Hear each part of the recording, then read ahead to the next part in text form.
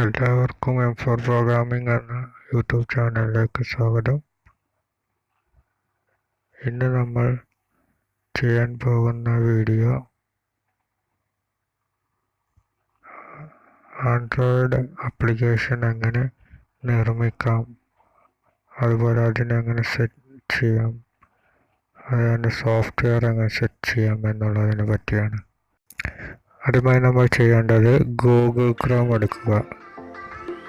അതിൻ്റെ അകത്ത് നമ്മൾ ആൻഡ്രോയിഡ് സ്റ്റുഡിയോ എന്ന് ടൈപ്പ് ചെയ്യുക. ഫസ്റ്റ് വരുന്ന ലിങ്കിൽ ക്ലിക്ക് ചെയ്യുക. ആൻഡ്രോയിഡിൻ്റെ ഒഫീഷ്യൽ പേജാണ്. ഒഫീഷ്യൽ പേജ് ഓപ്പണായി വരും. അതിനുശേഷം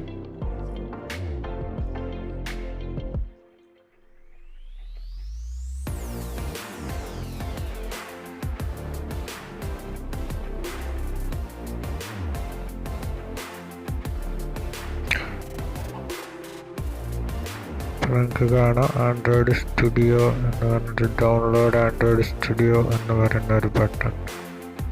3.5.1 ഫോർ വിൻഡോസ് 64 ആണ്.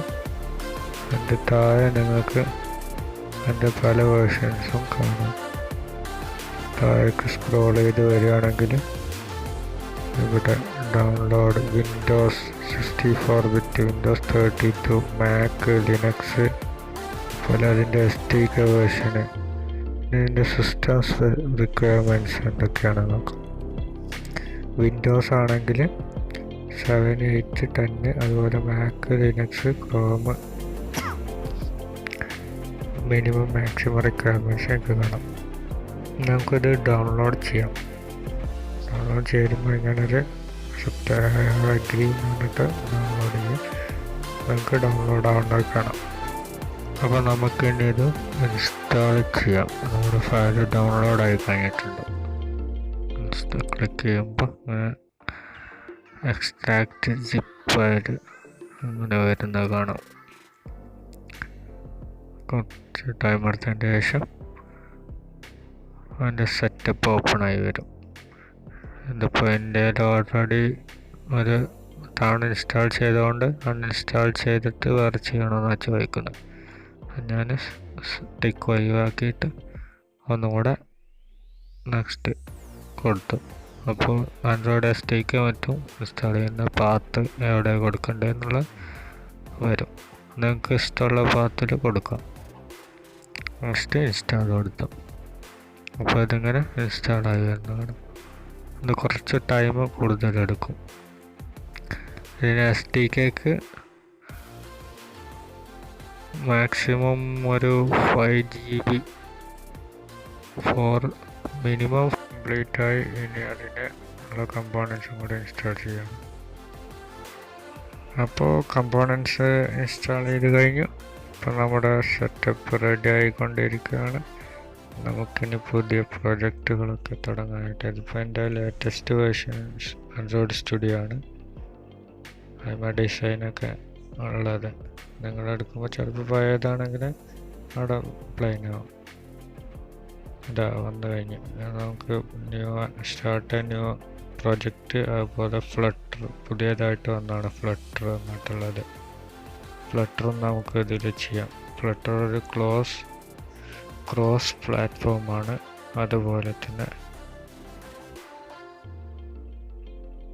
ഇതിനകത്ത് AVD manager, SDK settings, plugin, default project structure, അങ്ങനെ ഉള്ള സംഭവങ്ങളൊക്കെ അതിൻ്റെ അകത്തുണ്ട്.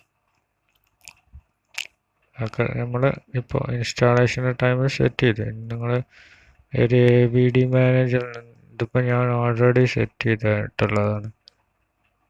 നമുക്ക് ജസ്റ്റ് അങ്ങനെ ചെയ്യുന്നതെന്ന് കാണിച്ചു തരാം. നമ്മൾ ഇവിടെ നെയിം കൊടുക്കുക. ജസ്റ്റ് എന്തെങ്കിലും നെയിം. അതിന് നമ്മുടെ സൈസ് സെലക്ട് ചെയ്ത് കൊടുത്തിട്ടുണ്ടാകും. സൈസാണ് അവിടെ കാണിക്കുന്നത്. അതുപോലെ APIയിൽ ഏതാണ് നമ്മുടെ ഇതിപ്പോൾ ഞാൻ പൈയാണ് ഉപയോഗിച്ചിരിക്കുന്നത്. ആൻഡ്രോയിഡിൻ്റെ ഏത് വേർഷനാണ് നിങ്ങൾക്ക് വേണ്ടതെന്ന് വെച്ചാൽ നമ്മൾ എമുലേറ്റർ ക്രിയേറ്റ് ചെയ്ത് വെക്കാൻ വേണ്ടിയിട്ട് ആണ് നമ്മൾ AVD മാനേജറിൽ ഇങ്ങനെ സെറ്റ് ചെയ്ത് വെക്കുന്നത്. അതുപോലെ STKയുടെ ഭാഗത്ത് നിങ്ങൾ സെറ്റ് ചെയ്ത് കൊടുക്കണം. നിങ്ങളുടെ STK നിങ്ങൾ എവിടെയാണ് ലൊക്കേഷൻ കൊടുത്തിരിക്കുന്നത് അതേ കറക്റ്റ് പാത്ത് തന്നെ ആയിരിക്കണം.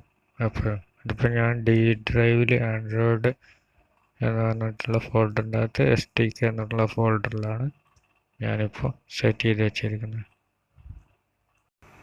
അപ്പോൾ നമുക്ക് അടുത്ത പ്രൊജക്റ്റിൽ ഒരു ആൻഡ്രോയിഡ് ആപ്ലിക്കേഷൻ നിർമ്മിക്കാം. അപ്പോൾ അടുത്തൊരു വീഡിയോയുമായി വീണ്ടും കാണാം.